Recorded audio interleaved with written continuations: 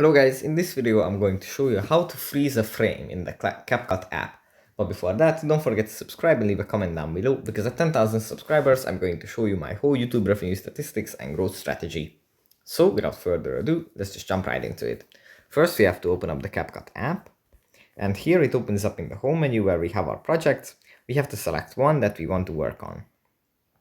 We just tap on it, and after it loads we have to find the clip that we want to edit.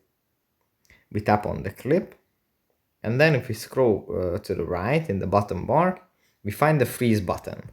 Now, before we tap on the freeze button, we have to find the frame that we want to freeze and want to create as a different clip. We find the frame, and after we tap on freeze, it's going to lengthen the frame and then continue on with the frame that follows it. So that's pretty much it for this video. Hope it was helpful for you guys, and I'll see you in the next one. Bye.